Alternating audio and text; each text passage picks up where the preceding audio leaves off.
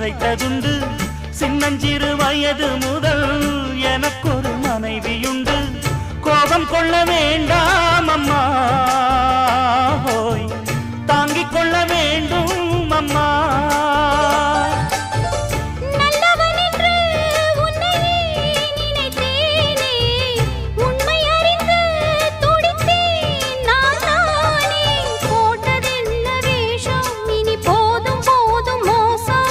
நான் சொன்ன சம்சாரம் எந்தன் சங்கீதம், இதை கண்டு கொள்ள முடியாமல் ஆர்ப்பாட்டமா?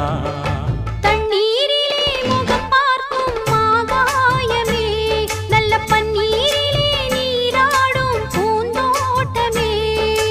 இன்னார்க்கு இன்னார்தான் சாமி சொன்னதம்மா, கல்யாணம் வைபோகம்